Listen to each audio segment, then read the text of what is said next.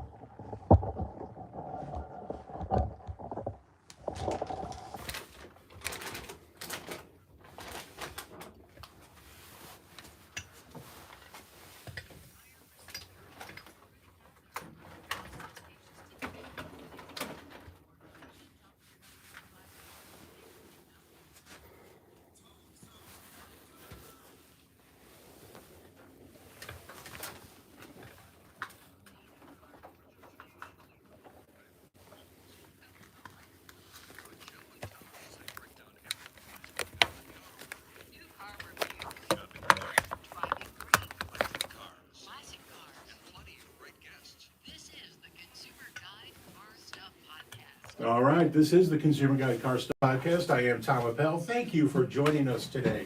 Hey, we're a day late. Studio maintenance yesterday. We had to move the show to today. Thanks for sticking around. But we are here now, so enjoy.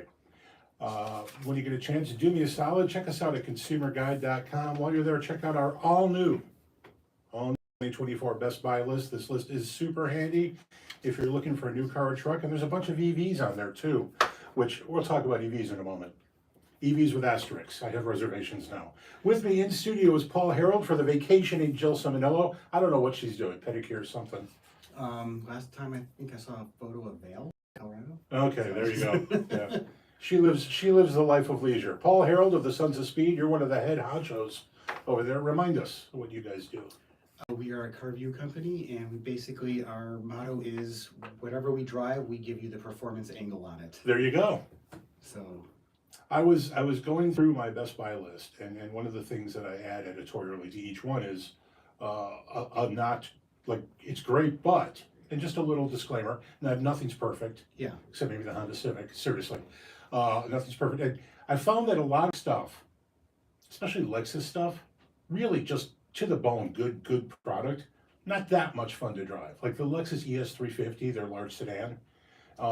You can't find a quieter, more refined, better built vehicle. correct. It's no fun to drive. It's a So little. if that's what you're looking for, don't go there. But if you're looking for an incredibly good highway car, if you're a realtor or something like that, that's your car. Correct. Yes. Yeah, but fun. And so you guys put the fun spin on stuff. We try to find even a minivan. If we drive a minivan, we try to find the fun in it. Okay, that's a great question. None of this is scripted today, by the way. But you just mentioned fun minivans. Which is the most fun minivan? I have a pick. Gosh, I'd probably go with the Toyota. I go Odyssey. Okay, Odyssey. I think it has the that would be my next one. yeah, snappiest drivetrain, best handling. Okay. Yeah, the Chrysler by far the most luxurious. The Toyota's compelling because you've got the hybrid. It's available with all-wheel drive. Mhm. It's really well screwed together. Yeah. And then the bachelor dad car is the Carnival, the Kia Yeah. Carnival. That would. Because it's just swanky. Yeah. Good audio, swanky interior. You could take it on a date. If you're like a bachelor dad, you're dating, right? Swanky is a good word for it. Yeah. It's kind of weird. It's kind of a weird vehicle. It doesn't. I don't think it sells very well, but that's a tough I barely market. see them on the road. That's a tough market. Like Yeah. Toyota and Honda and And Chrysler Pacifica, own it. yeah, they own that market. That's the market. Yeah. All right. So how you doing otherwise? Doing good.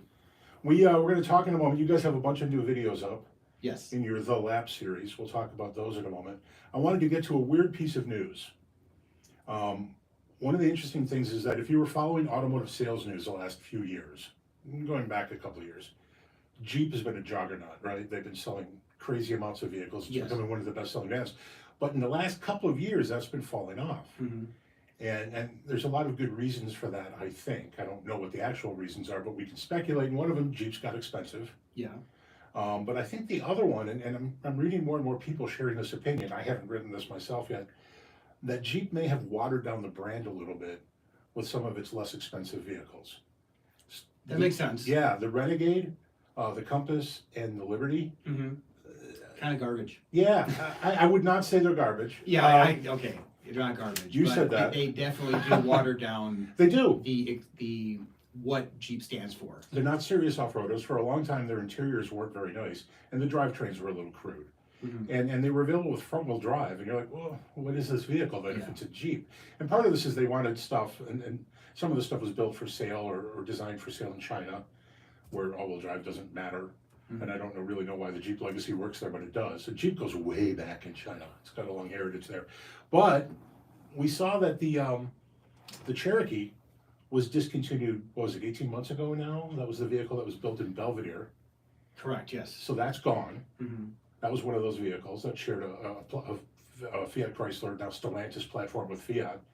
And then now the Renegade is gone, which is their cheapest vehicle. Yeah. And for a little while, people thought that was going to be the hottest selling thing on the planet. It was cute, it was spunky, it was affordable. It was available with stick for a while. Yeah, but it just I don't think it had that kind of macho It appeal didn't. that the Wrangler does. Yeah. And it worked for a while, and I think that it is possible that Jeep watered down the brand. Yeah, Gladiator is a little interesting too because basically there's a Wrangler with an open pickup bed at the back, and it did extremely well like the first couple years, and then it just dwindled down to zero. Gladiator is interesting because it is, like you said, it's a Wrangler with a pickup bed, but it is priced so much higher than other pickups Mm-hmm. that it's really, I don't know what the competition is, but it's very expensive. Yeah. Like you can get one to 65, 70 grand relatively easily. Mm-hmm. It's Depending kind of on- a class of one, like it. It is. Yeah. So It's great off-road. yeah. Also, it seems like the impact finally of the Ford Bronco Yes, that was is, another thing I was is gonna being bring up. felt. Yes.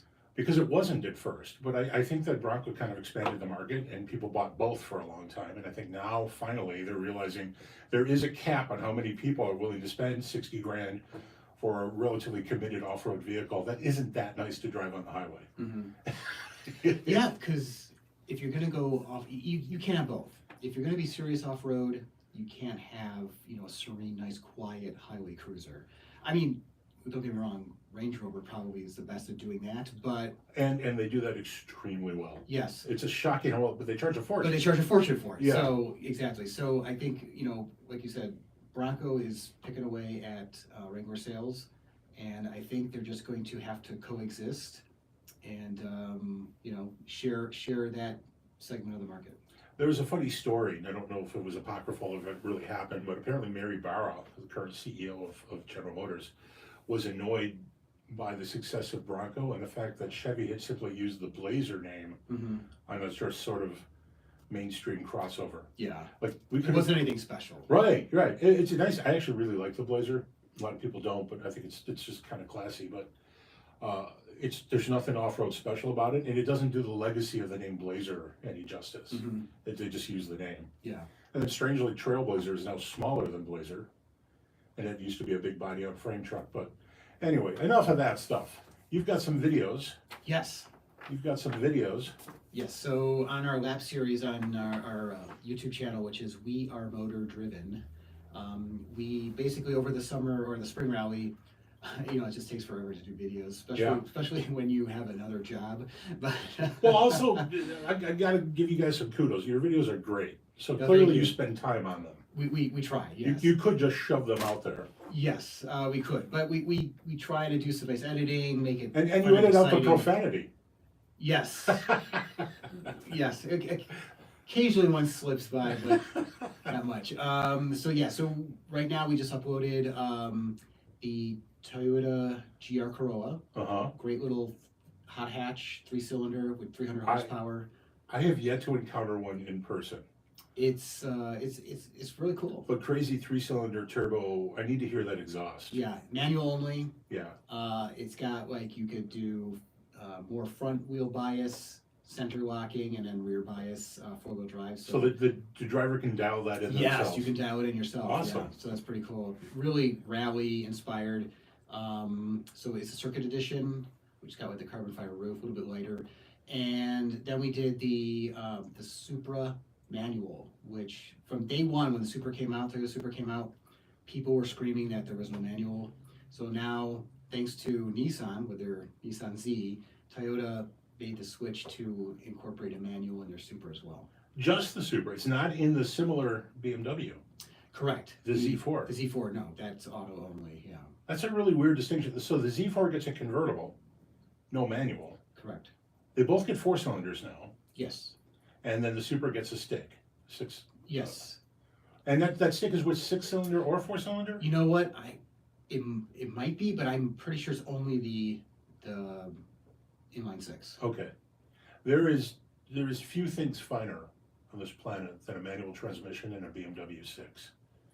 Like they've held true to keeping that be as sweet as it should be, and it's pretty magical. But here's a funny story. So the manual gearbox from BMW, Uh-huh. which is also in the M2, they share that with the Supra now, is a little bit more on the rubbery side, a little notchy. Oh no, Okay, so what I haven't happened? driven it yet. Yeah, so even though, I mean, everyone knows that BMW does make the Supra for Toyota. Right. In fact, the nickname is Zupra. So, anyway, so what happened was when Toyota, I guess, drove it, they're like, well, this is not, up the spec for Toyota. So they actually tinkered with BMW's manual and made it better. So the manual in the I Supra, didn't know this. The manual in the Supra is actually much nicer than the manual in the M2. I learned to drive stick in an 84 Sunbird, so my standards for shift quality. Are pretty low, but yeah. Now I did go from that to a Volkswagen Scirocco, and VW shifters in the 80s were pretty sweet. Yeah, So it got better. yes. It fixed itself.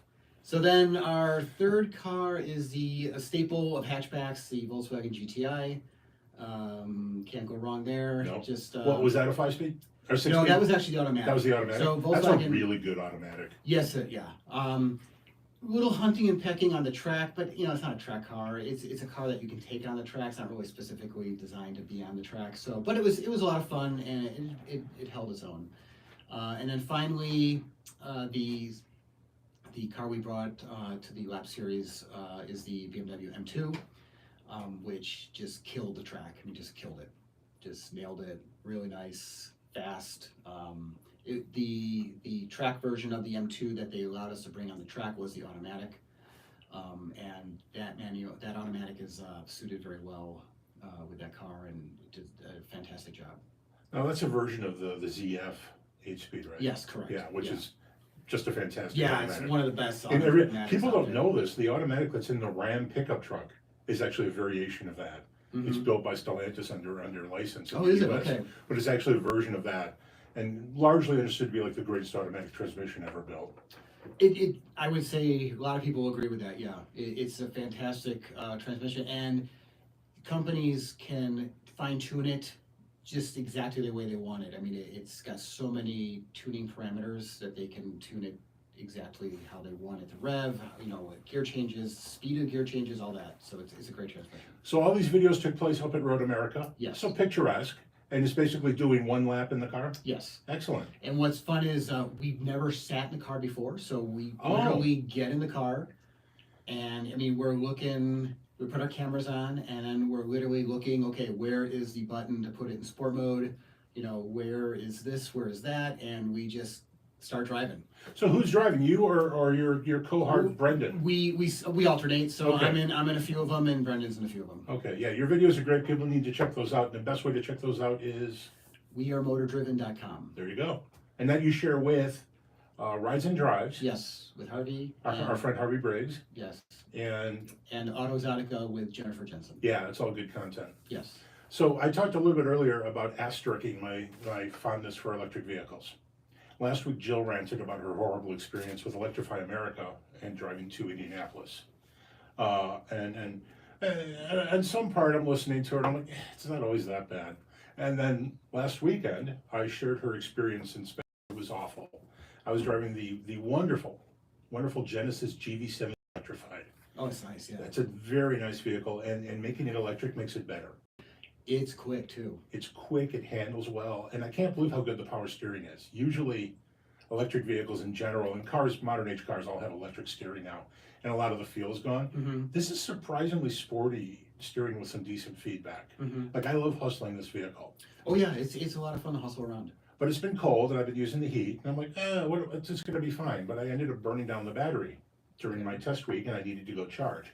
I am very fortunate in that I live 200 feet, literally, from a EVgo 50 kilowatt level 3 charger. So like, I'm just gonna go over there, right? That's just no problem.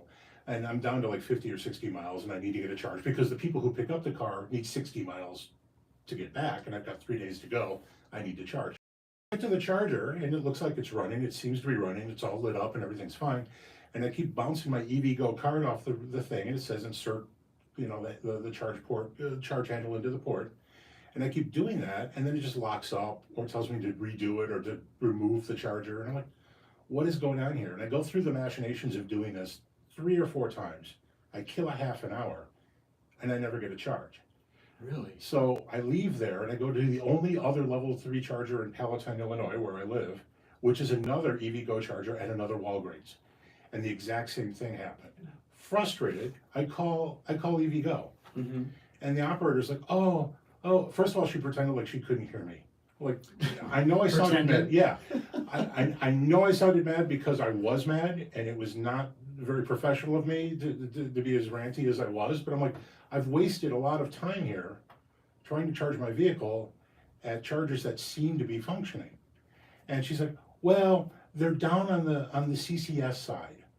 CCS is the charge port adapter that everyone uses except for a couple of old Mitsubishis and Nissans. Okay. The other is CHAdeMO. And I'm like, what are you saying? She goes, the CHAdeMO side is still working. And I'm like, this isn't optional for it's me. not an option. I can't just take some tin foil and sort of plug in adapters and make this work. It doesn't work. But they're leaving it run, and if you check the app, it shows it running. It's working. Oh God. And it's because they don't make a distinction. They can't make a distinction between the CHAdeMO and the CCS side.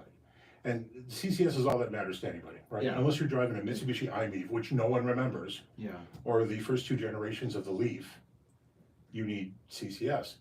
So the next day, I'm burning through range. I'm kind of starting to get a little bit worried. There's an Electrify America charger up in Lake Zurich, which is like 10 miles from my house. It's a little bit out of the way, but like, I don't want to fail, right? Because I'm running out of range. And I get up there and it's a 4 charger station, and all 4 are working. That's the good news. The bad news is a sign that pops up when I start to charge, letting me know that because of maintenance and to bring me better service, they're not charging at the same power that they normally do. So this, Of course. it's listed as super fast on the app. It shows super fast. It's a sign on it. There's a board that says super fast right on the charger. It's supposed to be 150 kilowatt power delivery. 47 was the best I got. This took me an extra hour of my life to get meaningful range out of this. And they still charge you full price. Also, Electrify America, I don't have a relationship with them yet. I don't have an account, so I just use my credit card there. 52 cents a kilowatt hour. It's a little expensive. That's expensive. Yeah, especially because in Illinois, you can usually charge at home for 15 cents. Mm-hmm. So a little rough. So that was my charging experience. And again, and I hate that this is true, if you don't have a home charger, you probably shouldn't be messing with an electric vehicle yet. Yeah. And it kills me to say that. No, but it's true. I totally agree with you. And the current administration could build 1 trillion public charging stations, but if they don't work, What's the point? and if they're too expensive, Yeah. and if the customer service is that bad, what's the point? Yeah. And as Jill noticed, you know, during the holiday season, there was already more demand than there was capacity. Already. Well, that's scary. It is, because we should wrap up the year in the US with about 8% of new vehicles being electric. Pretty healthy number. Mm-hmm. And that number's gonna go up, and home charging people don't even know there's a problem. Yeah. If you were relatively affluent and this is your second or third car, you love your EV. True, and they do. They do. My neighbors that have them absolutely love them. And there was a number, and this number might be getting stale now, but I heard it a year ago, 18 months ago, that 85, was it 95? A huge percentage of EV owners had never used public charging. So of course they're happy. Yeah, of course they're happy if you already use it. Yeah. Yeah. It's right now, and I'm going to tell you something you already know. Don't go long range with an EV. You know, just stay within your radius. You're telling me this, and I have scheduled an EV for Christmas. I need to do this. I mean, it's possible. It's It just, it's just, it feels like most people get frustrated with it. Yeah, I drive to Milwaukee a lot, and I'll be going from Chicago to Milwaukee. It's about 100 miles. But with the heat on and 4 passengers driving on the highway at speed, I'm not gonna have anywhere near the stated 266 miles of range. Yeah. So I'm going to need to charge. Write up down there. what range you actually get. I'd be curious. I will track that carefully. Yeah. All right. We're going to take a break, and afterwards, we're going to, speaking of electric vehicles and solutions to the electric vehicle conundrum, we're going to be talking to Trevor Dorsey of Stellantis about the new Ram Charger plug-in hybrid, or they like to call it extended range electric Ram Charger. Sounds good. All right, stick around. Questions or comments? Drop us a line at Oh, I didn't mention we were on. carstuff@consumerguide.com. I That's car stuff. honestly don't even know if it's working. I'll see. We'll see when it's when the show's done. Bourbon. In the last 30 years, childhood obesity in America has tripled. Today, 1 in 3 Are you kids going to is the holiday already party? overweight or obese. Yes. This is That's registered Thursday, I dietitian think, right? Melissa Yeah. Joy Dobbins for the Academy of That's a Nutrition quiz and for you. Dietetics.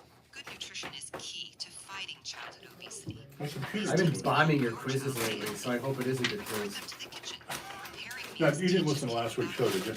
No. like lean Yeah, proteins, fruits, Jill, I gave vegetables, Jill a question grains, about, and low-fat dairy. Make Jill sure to Ford's get vice 60 president. minutes of physical And I activity gave her the correct every answer, day. Nelson Make it a Rockefeller, family and 3 activity. members of the WHO. And avoid sugary or caffeinated beverages. Give kids water, She got that one low-fat wrong. milk, She and did. 100% fruit juices. To keep your whole Classic family bands. healthy, see a registered Jill has dietitian. no clue Visit whatsoever. www.eatright.org. Encouraging you to Okay. eat right, I'm registered dietitian Melissa Joy Dobbins with the Academy of Nutrition and Dietetics. Do you guys have anything else you need to? Hi, Talk I'm about- Nick Silvers, the golf guru, with another Um, to help hit your driver higher and Alright, thank longer. you. To hit your drives with more carry, which will get you more distance, kick out a Oh, I line think out. we're You good should just be for the behind last stuff. ball and Okay. impact, which will help you And we'll finish link to Is those. Jill gonna be back next week? But keep Yes. in mind, Okay. it's not easy to get We'll behind link to that something stuff. you weren't behind at the start. Makes sense? To get and stay behind the ball, take your Oh, normal the driver last- stance, the then last, move your right foot a step podcast I did away listen from to the was the target, so your Thanksgiving Day feet one. remain square to your Way target too much line, time on food, but guys. wider apart. Way too much If you're time. a left-handed player, then you'd move your Way left too much foot, of time. course. It's always hard to This balance adjustment serious places you a bit talk. further behind the ball. Just set up With in front of wacky the mirror talk. and shift your right foot and watch your head move a little further back of the ball where it needs Like to it's be. the So remember, Consumer if Guide you want to food get stuff higher and podcast. longer for more distance, and who doesn't, Which I would get your totally head host. behind the ball from the beginning. I'm vaguely interested in doing a jazz show for which there's no market. Then I have to find some work. You're We can't do listening to music here. TalkZone.com. Oh, you can? Internet talk radio. No license. Oh, that's right.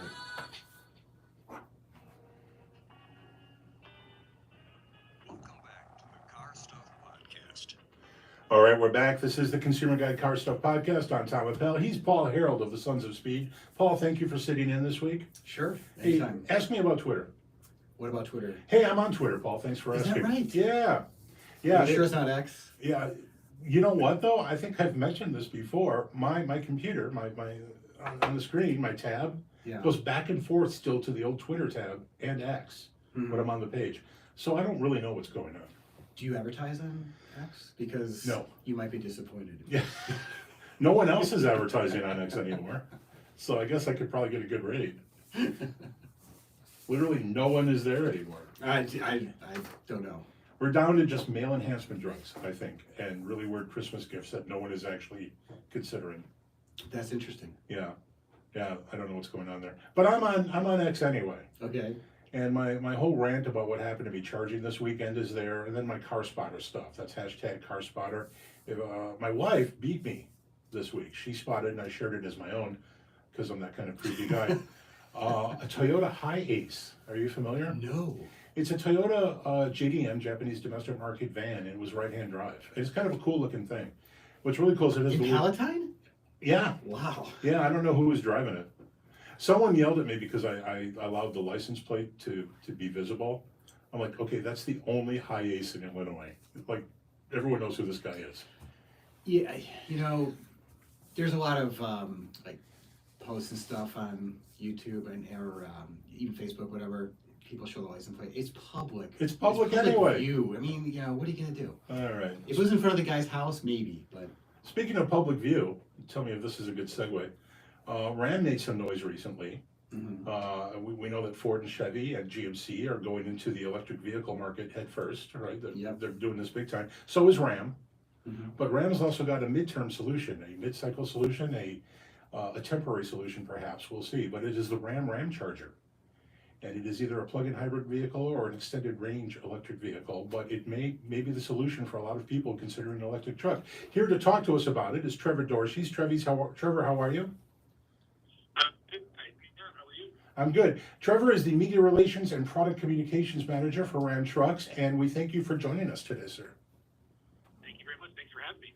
A lot of news coming out of Ram these days. Yeah, it's been a busy couple of weeks. A lot of exciting announcements and things. And like you just alluded to, Tom, we have our 2025 Ram 1500 Ram Charger. We are ecstatic about to talk about today. I have questions about that truck, and I have a serious physics question for you at some point. But tell us about that truck and tell us why you're doing it. Yeah, sure. So at Ram, we're very we always listen to our customers who come from Renfrew, so we're working on a great company, right? So they've got a little bit lost in shuffle because we had the title label of our Ram Charger truck, but we've also just unveiled our new gas-powered 3-liter straight stick Hurricane engine truck. Yeah. And we also revealed that you guys were just mentioning our Ram Charger. So we have something for everyone. We have gas-powered trucks. We have, like you said, our extended range truck, and we also earlier this year unveiled our all electric Ram 1500 Red as well. So busy year for Ram. It is, and I'm easily distracted, Trevor. Let me be distracted for a moment. You guys are saying goodbye to the V8 engine, aren't you? We are, yep.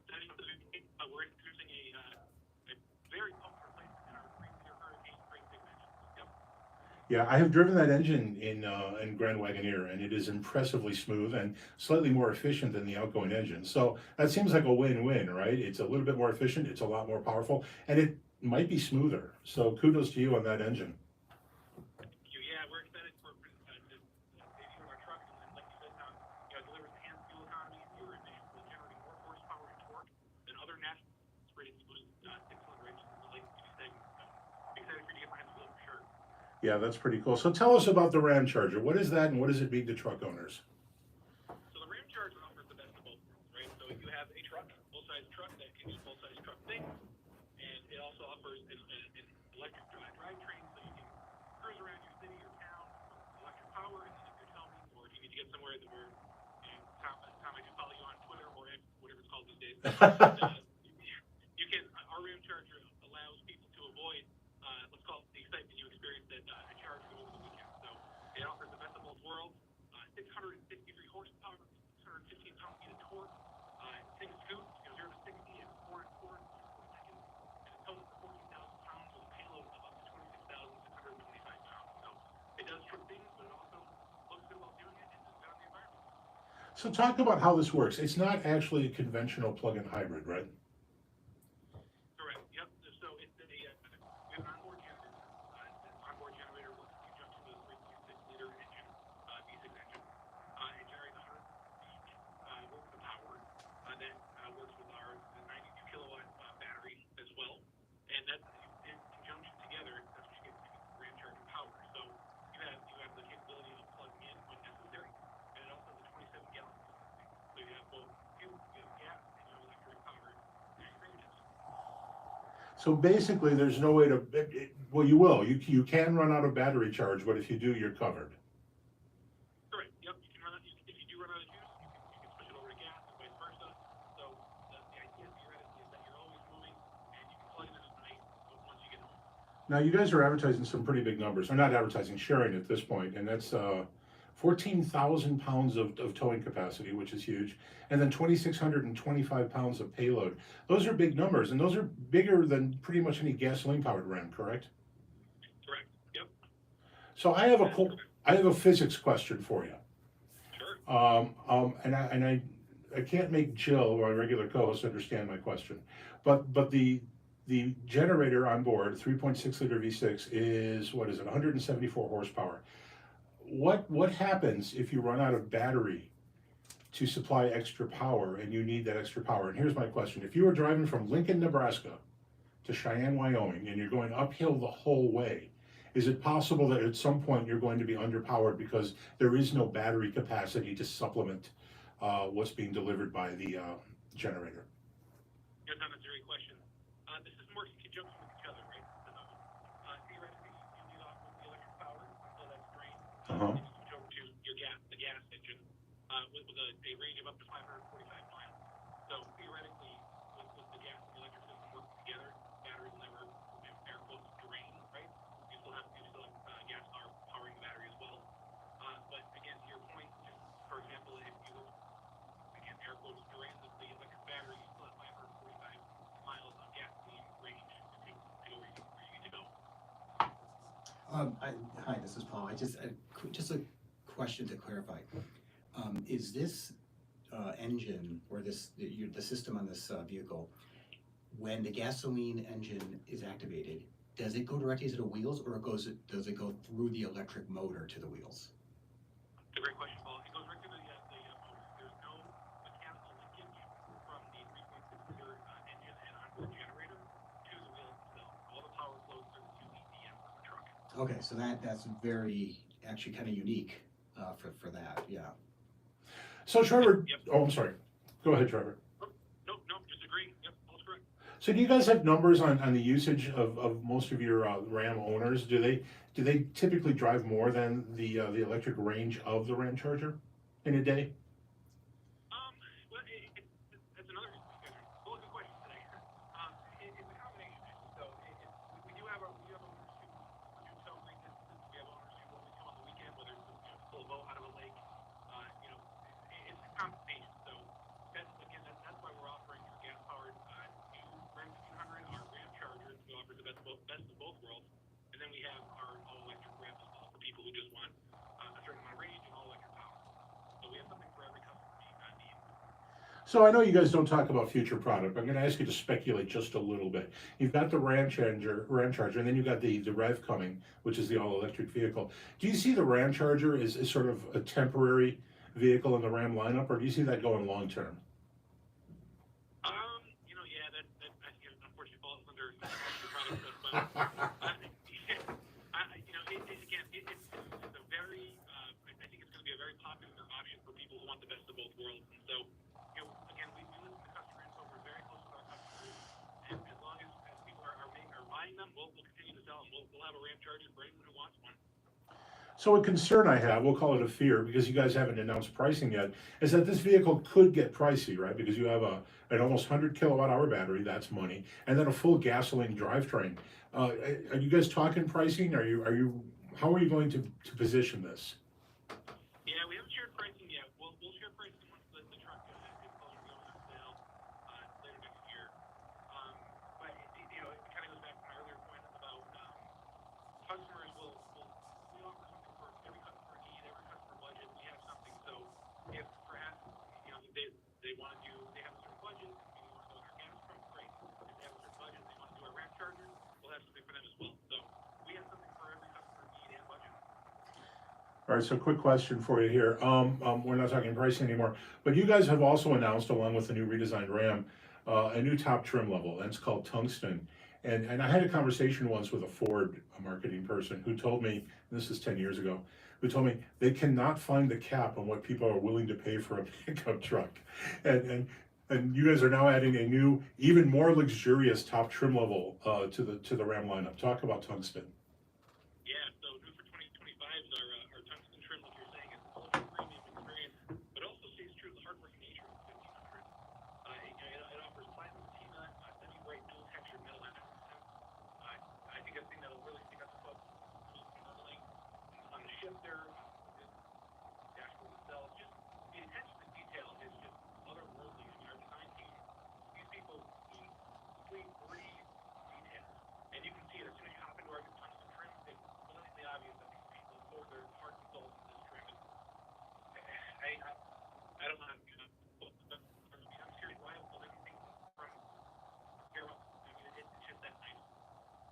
One of the things that I'm not perplexed about, but I was all in on the Macintosh sound system in the Ram pickup trucks. It was so good, and you guys are going one over. What is the new audio system? Yeah, so we actually offer a few different types here. So there's sorry, I'm going through my notes to make sure I quote them correctly. Apologies, but it's the Eclipse Reference Premier Audio System. It talk about exceptional sound quality. This is available or standard in our tungsten trim, best class 1,228 watt clip system. Standard speaker covers for the audio files out there. P4 audio system. It's just exquisite. I mean, you can hear the thing if you're into it. You can hear the truck coming down the block from a mile away. 23 specifically tuned speakers. That's the most available speakers in the segment, and that includes the high-performing 12-inch subwoofer. For the audio file, want to drive a truck, this is your system. This is the time. Where do you even put 23 speakers? You'd be surprised. So Trevor, who is the market now for premium audio? I ask this question because I have a 24-year-old daughter who likes music, but will listen happily to a Bluetooth speaker that she bought at Walgreens for $9. So it seems to some extent that we've lost some audiophiles out there in the broader audience. But who is it that really cares about audio and buys pickups these days? This is someone who wants the best of everything, right? So I mean, you're already getting the tungsten trim, which offers the best of everything. The cherry on top with the Klipsch reference premier audio system, and it's just the best. It's just for people who want the best, and they want the best when they leave the house, and get the truck that's the best, and they have the best audio. So we just won't settle for anything less than the best. I'm worried that some people are going to have this audio system and not appreciate it, while I'm going to be jealous of them. You and me both. Now, one more thing about the tungsten trim level. Some people are aghast that there is no visible bumper anymore. Yeah, so again, that goes back to our customer input. So the beauty of our lineup, I mean, we have several trims, right? There are trades, Rebel, or Laramie. They all have different front fascias, different front. Yeah. Some, the Rebel is a little bit more pronounced, the front bumper, but then again, if you go to our Limited or our tungsten, it's a little bit more integrated. And it's just all the look that you're going for. So we offer different faces, different trims. But it seems this is kind of a monumental moment in the history of the pickup truck, right? There isn't a separate visible bumper. It's an enclosed fascia now. Yeah, we've been slowly inching. I mean, people who are fans of our brand have been, I'm sure, noticing over the past few years, some of the buzz models that we released. We've been telegraphing this move for a bit, but now that it's here, you're right, it is. Is this front or rear or both? Front. Front, okay. So Trevor, tell us a little bit about the timeline here. You guys have got an all-new Ram, or a redesigned Ram. You've got the Ram, the Ram Charger, and obviously the tungsten trim level. When is this stuff all going to hit showrooms? Yeah, so our gas truck will actually be here a lot sooner, I think, than people realize. Oh, You'll be able to get your hands on a gas truck here early next year, in the first month of 2024. okay. Our all-electric Rev, you'll be able to drive that and get a nap at the end of next year for 2024. And Ram Charger follows very closely behind. We have a lot of product coming very quickly for Ram. It'll be exciting 2024, without a doubt. And then I have one last question for you that no one remembers. Are you guys still selling a Ram Classic version of the Ram? We do. Yep, we do have a Ram, our former truck. It's a secret. Like, it's literally a secret. You only see it if you go shopping for a Ram and go to the website. Apparently, it's the best kept secret in the industry. Yeah, you're right. Tell us what that is real quick. Yeah, so for people who follow our brand, and maybe they're interested in joining, it's what we now consider our entry-level truck. So if you're interested in getting into a full-size truck, and maybe you're a little bit more budget conscious, or maybe it's a work truck, this is something that you can get into today and get a renowned light-duty truck that has all the capability, performance that Brand Truck is known for, without within staying within the budget. So it's a great option for people out there who look for a full-size truck. And that's literally a previous generation of the truck that's been updated, but it hits an interesting price point for a lot of consumers. That's exactly right. Yep, correct. And will that stay in the lineup for the foreseeable future? Yeah, we haven't announced any future plans for a Classic, but again, because we can't get those out, that's the plan. Yep. Cool. Trevor, thank you so much for your time today. We appreciate it. Thank you, guys. Appreciate you having me on. All right. Have a great holiday season. Thanks, guys. You too. All right. That was Trevor Dorches with Stellantis. He's the head of Ram Communications. We're going to take a break, and when we come back, it's quiz time. Oh boy.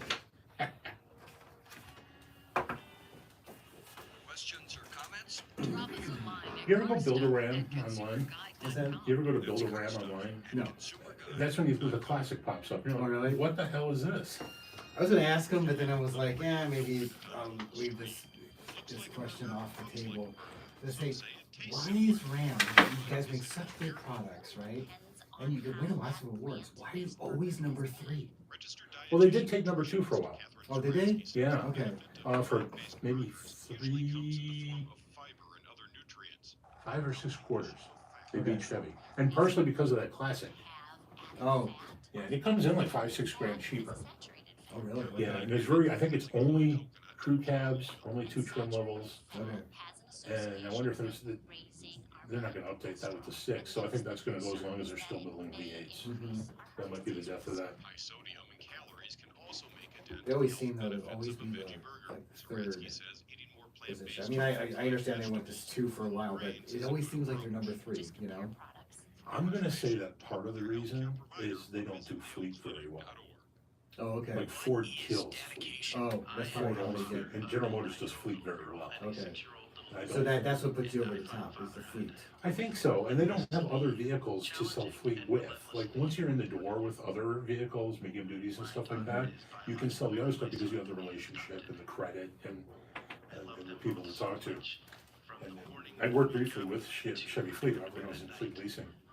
And yeah, the relationships that build, like, fleet buyers are just happy to have someone they trust Yeah. select on the vehicle. Yeah. The pricing doesn't change very much between brands at fleet. But Ford kills it. Ford somehow has talked every police department into buying an Explorer. Yeah. Like, what the hell? I know.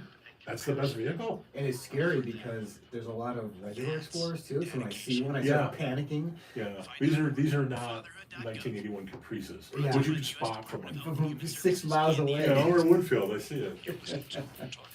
They blend in so well, it's scary. Welcome back to the Car Stuff Podcast. All right, we're back. This is the Consumer Guide Car Stuff Podcast. I'm Tom, he's Paul, and it's quiz time, Paul. Thank you. But first, tell us a little bit about how people can keep track of what you guys do in social media and stuff. Yes, best way is to go to wearemotordriven.com, and from there you can see our Facebook, Twitter, X, Facebook, and Instagram links. I'm so heavily invested in X/Twitter that, and people are trying to want me to leave.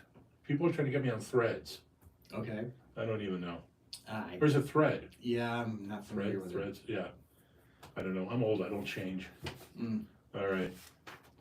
Did you know my MailChimp story, right? it. No. Yeah, I had to set up. People should sign up for it. Carstuff@consumerguide.com. Email me. I'll put you on the mailing list. But I just went with a formal mailing list template. Okay. It's very nice. It's MailChimp. And it took me like 3 hours of swearing to figure out how to use MailChimp because I'm old. And it doesn't do things the same way. And this is a weird thing. I find this with Apple products too. Like, I'm old enough to remember that any action you take online in a digital environment, there should be a very clear "you're done" button. Yes. You know, conclude, move on, next, something like that. MailChimp doesn't really have that. It's like more like back button. So you're thinking, did I just go back, or Yeah, did I finish, yeah. or like? I'm not comfortable that things are done. Gotcha. Yeah, because I'm old. All right, it's quiz time. I hope you're ready. There's the music. Yes. I love the music. That's really funny. When we used to do this out of a radio station, we didn't get to hear the music. And that took some of the fun out of it. Oh, okay. All right, today's topic, Paul, is Combined MPG Challenge! Exclamation point. Oh boy. The rules are simple. There are 5 questions and a bonus question. You need 3 for a win. Yes. The bonus question, of course, exactly on topic. Always Oh, it's always on topic. completely Yes. related to what we've been Yes. talking about Yes. during the day. I think you'll find these interesting comparisons. Are you ready? Yes. All right. Number 1, I just need you to tell me which one has the best combined fuel economy per the EPA. Okay. All right. The 2024 Corvette, base Corvette, or the 2024 Tahoe rear-wheel drive. The Corvette. Yes. Ding, ding, ding. You're on the board. Thank you. It's 19 versus 17. Okay. Corvettes are surprisingly fuel efficient. Yes, because they're very light. All things considered. Also, the pushrod engine Yes. has always been surprisingly frugal. And I believe they're still. Don't they have the cylinder shutdown? I think the 6.2 does. Yeah. Now, some GM products lost that during the chip shortage. Yeah. Hopefully it's back. These Yeah. fuel economy numbers suggest it is. Okay. So there you have it. All right, this one's a little tougher. Are you ready? Yes. These are all 2024 models. Great. The 2024 Bugatti Chiron, Chiron. is that what it is? Chiron. I've been saying that wrong for a decade. Or what you said. Chiron. Is it really? Yes, it's a Chiron. Oh, man. Now I feel silly. That thing, huge car. 8-liter V16 sports car, very expensive, like $3 million. That or the Ram TRX. Which of Yeah, the course, Ram TRX is abysmal, but I think it still beats the Chiron, so I'm gonna say the Chiron. you are correct, sir. It's 9 versus 12. 9 Okay. MPG. I think it's the only car now on the EPA list that's under double digits. Could be. Can I tell you an interesting story about the Chiron? Oh, do. Or actually, its sister, the Veyron, or the car that came before it, is at its top speed, which is like just under 300 miles I an might hour. know what you're about to say. Okay, so they were concerned about the wheels exploding. Okay, going that fast for that long. I have heard this, sure, just because it's awesome. But so basically, it didn't matter because in like 12 minutes it was going to run out of fuel anyway, even after a full tank of gas. So We call this engine a V16, but it's not a V. It is the most it's a complicated thing in history. W16. It's a W, and people may not remember a Volkswagen engine called the VR6, Yes. but it was a narrow angle V6, Mhm. very narrow, either 13 degrees or I think 9 degrees, depending on the generation of split. It was so, the engine was so narrow, the V was so narrow, you could use a single cylinder head Mhm. on the engine. And that engine became the building block for a ridiculous number of engines, including V12s that were used in Bentleys, V8s that were used in Passats and Touaregs at Volkswagen, and the mighty Chiron V16, Yeah. that thing. Okay. But that engine actually has its humble roots Yeah. under the hood of a Jetta. Interesting. But if you see a cutaway of it, it will make you dizzy.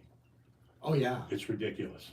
There's some watch company that actually has a miniature model of it, and it actually you can see the pistons and stuff go up and down. It's like a $200,000 watch, but You wouldn't think it could work. You wouldn't think that is a good work to see it cut away. All right, you're 2 for 2, sir. Interestingly, the Cadillac Escalade retains its diesel engine option for 2024. Oh, okay.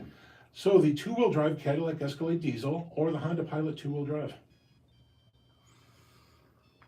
That's a good question because diesels are pretty efficient. They are, and this particular engine has proven very efficient. I don't know if that's your little hint to me. It or is not. It is not. It is not a hit. Okay, okay.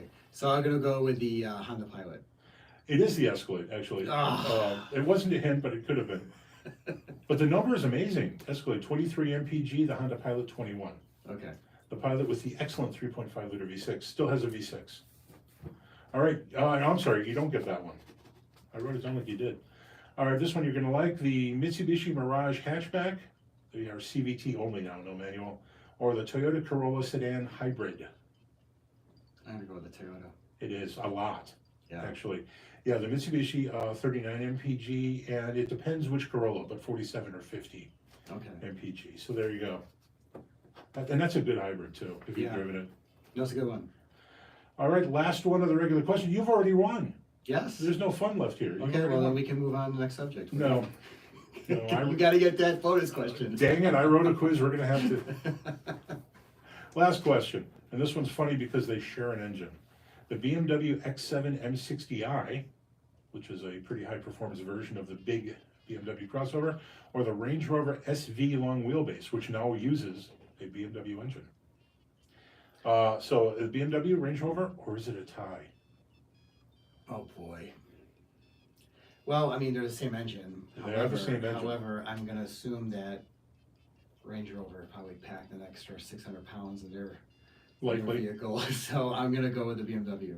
It is a tie, actually. Oh, it is. They're both okay. 18, which is surprising fuel economy, given the power and performance and all-wheel drive and all the nuttiness. You got 4 out of 4, or 4 out of 5. You already won, but we go to the bonus question. Okay. Want to guess what it's about? Might be holiday stuff. No. Nope. I need to point out that during the commercial break, you said that we talked too much about holiday food. which is good to know. Okay, Swedish yoga positions. I don't know. You're close. It's Burger King in India. Okay. You were very close. Did you? I didn't know this. Burger King seems like it would have there'd be some resistance to that in India, well, with them not being into beef and all. Correct. But indeed, they have 400 locations, which isn't a lot, given that there's more than a billion Correct. It's a folks billion in people. India. Yes. So it's not. It's like charging stations. There probably aren't enough Burger Kings. But anyway, I need you to tell me which of the following is not on the Burger King menu Okay. in India. Are you ready? Yep. The Paneer Royal Burger. It's probably Royale. Paneer Royale Burger. The Fiery Chicken Burger. The Chicken Tandoori Burger. Or the Flaming Chicken Taco Scrambler. I'll go with number one. That is not. That is not. It is. Yeah. Oh, okay. The Paneer Royal. Do you like Paneer? Have you tried Paneer? No. No, it's good. Okay. It's strangely tofu-like, except that it's actually dairy. Okay. Very nice. Actually, I haven't had chicken in years, but kind of like that in texture. Okay. Very popular. Do you want to guess again? The last one you said. The Flaming Chicken Taco Scrambler? Yes. Yeah, that's fake. Okay. Yeah, it sounds good though. Does sound good. Yeah, all right. You, I'm going to sign this for you. Oh, thank you. You have one, and we have 9 minutes. So 9 minutes. 9 minutes. I want to talk just for a second about the pickup truck, or not the pickup truck, I'm sorry, the large SUV that was delivered to my house today. How would you get? Before I tell you that, I want to tell you that looking at it makes me want to go out, track down a water buffalo, kill it, and put it on top of the truck. And you're saying, Tom, why do you want to kill a water buffalo? Why do you want to kill a water buffalo, Yeah. Tom? That is because I had the Toyota Sequoia TRD Pro dropped off at my house today Okay. in Terra. That's the color, and I think that's short for terracotta. And it's this great, Probably. it's this great sort of earthy orange color, but it comes equipped with the $499 roof rack, Okay. which is huge. It's like I shouldn't drive around with this roof rack unless I'm doing something with it. Yeah, yeah. And it seems like a water buffalo or some giant ungulate of some sort belongs in that basket. Like I had just done something. I probably need a gun rack too, like in the back of the truck. But you'll see it. You'll see it when we leave. It's Okay. in the parking lot. It's a $499 option. It's totally worth it just because it's crazy. Okay. It's just Now crazy. I got to see this. Yeah. So that vehicle, drove it here. You take a picture and post it on Twitter. I need to do that now. Yeah. Because we just talked about it. But that's there. And then I told you I just got out of the Genesis GV70 electrified. Yes. And we need to talk about at some point the miracle that is the Genesis brand. They're amazing. Because They really are. they launched with literally just a used Hyundai, right? The original Genesis was the G90 and the G80. They were both based on Hyundai products, and they weren't very interesting. And for the better part of half a decade, all they showed were those vehicles at auto shows, and no one cared. Yeah. And it's interesting because, like you said, Genesis was the name of the car, not the name of Yeah. the brand. Unlike when Lexus first started, Toyota didn't have a car named the Lexus, and then they switched it as the brand. You know, so actually Hyundai's done it a little bit differently, where I guess they liked the name Genesis so much that they decided, hey, let's make an entire brand out of this now. So And yeah, since then they've just sold some fantastic vehicles. Yeah. But their crossover lineup, the GV70, GV80, fantastic. yes, and I think it's just proof that if you hire the right people, you will go places. For years, I complained. I complained in everything I wrote about Genesis, and specifically the sedans, that somehow they never struck a right handling balance. Mm-hmm. Like they either rode well or handled well, but they couldn't do both. And then they stole an engineer, I think, from Audi. BMW. From BMW. Yes. Yeah, they stole a European premium car Yeah. manufacturer engineer, Yeah. and the world got better. And The world's a got better place yes, now. The yes, world, yes. yeah, it's a world worth living in Beerman. now. Yeah, what a great lineup. You were talking though about Toyota not having a name to bring over Mm-hmm. when they started Lexus. And the funny thing about Lexus and Infiniti, and both those kicked in around 90. Yeah. And I got this right wrong. After Acura. I got this wrong. I actually said 2000 on a show recently, and then Sam Fiorani promptly Of course he did. texted me. But it's weird for me to think that anything that I remember happened 30 years ago. Yeah. I just don't want to feel that old. But when those brands started, there were two principal vehicles, a V8 large sedan in both, back when those were popular things. There's the Lexus LS400 and the Infiniti Q45, kind of rival vehicles, but big V8 powered, really good dollar values, like ridiculous good. And then there were two other cars that have been lost to the sands of time. No one talks about them. But do you remember the Camry-based Lexus ES250? Yes. Vaguely, right? Yeah. Yeah. Have you ever seen one? I haven't seen one since they were new. Correct, yeah. And then even weirder at Infiniti, and this was kind of a cool car. It was really angular and Japanese looking. There's the M30. The M30, yes, it was very, very boxy. It was very boxy, very angular. It was available. It was a coupe. It was available as a coupe and a convertible. Had a big rake to it too. Yeah. Like, the back end was a lot higher than the back. Actually, it was like a good-looking Cybertruck. Yeah. Kind of like, now that you mention it, there's some little bit of similarity there. But I don't know where those vehicles went, and no one remembers I them. have a question for you. Yeah. You're gonna know the first one. What was Acura's first car that started it all? Was it The name of the car.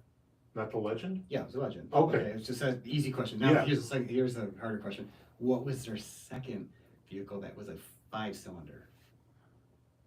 Was that their second hit, the Vigor? Yeah, that's it. You got it. Okay. Yeah, that was a weird car because it was 5-cylinder. Yeah. And they didn't want to slot a V6 in that. Yeah, because they didn't want to create their own competition. Yeah, interesting. Funny thing, my buddy and I, my buddy Dave, who's been on the show, both he and I owned Integras. Okay. And they were among the better automotive experiences we ever had. Yeah. Because they were utterly trouble-free and incredibly fun to drive. Yeah. And strangely fuel efficient. Like, this is why Acura became Acura. And sadly, they haven't done that much recently. But the products are good. Products are good. It's just I think they just are missing a soul. If you know what I mean. Yeah, no, you are exactly right. They have the Integra now, which is a Civic-based car. And the Integra used to always be Civic-based. Yeah. But I don't know that that's going to change much. It might be too little too late, but we'll Yeah. see. Because the RDX, that's their compact crossover, fun to drive. But yeah, to your point, Sol, I don't know. And then the MDX is a little bigger. It's not quite as sporty. It's a good vehicle. It's competitively priced with German products of that size. But yeah, I don't know where the love is. And then the TLX sedan sort of misses. I wanted to like that so much, especially the Type S. Uh-huh. And it's actually a great car. It is. It's a great car. It just, if there's ever been a car that needed a horsepower boost, that would be it. I think it could use a little bit more performance. And I think Acura probably needs to go back to the design factory. I don't really know what they look like. Yeah, they're generic. Maybe. You could pop anyone's badge on there and you really wouldn't know who made the car. Yeah, they had that ugly grill for a while that they called the Power Plenum that hurt them. Looked like a bird beak or something. Yeah, and people made fun of that. And if we're going to hand out kudos for design right now, one of the most successful transitions from a traditionally car lineup to a crossover lineup, I think, is BMW. Their crossovers look like BMWs. And the first X5 was a great looking vehicle. Thin pillars, sporty, had the same kind of contours on the side. Also, it wasn't very large. Yeah. But BMW has, still to this day, has a fantastic, I think, design language that absolutely works. I don't know. You don't like it? Yeah. Oh, I mean, interesting. it isn't coming from someone who owns one, but those front grills are just. No, they're absurd. Yeah, they're just. I don't know. They're absurd. I guess I'm not really talking about 2024 so much. Okay, you're talking about when they made that yeah. transition. Okay, that'll give you, Yeah. but not now. Yeah, no, the grill thing's a real issue. All right, you know what we did? We burned through another hour. We burned through an entire hour. A day late, but that's okay because people can listen now. Yes, All sounds right. good. Paul, just remind us real quick. WeAreMotorDriven.com. Excellent. All Please right. come see us. Yes, do that. Our thanks to Trevor Dorsey's of Stellantis and specifically of Ram for telling us about the all-new Ram Charger. Yes. The alliteration there is troubling me. All right. Thank you, Paul, for joining us in studio today. Absolutely. Always Love- appreciated. Always love coming. Thanks to producer Randy and the good folks here at TalkZone. We will be back next week. Okay. Thank you. Because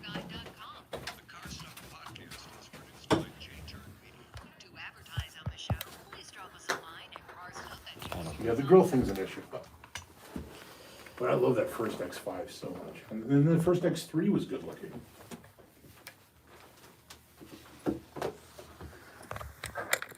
I don't think anything happened. Oh, maybe it did.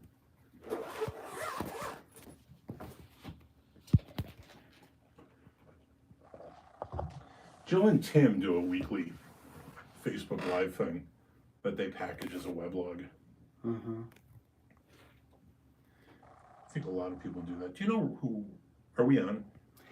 Yes, I'm trying to figure out Okay. how to. I was about to make fun of someone, but I'll wait.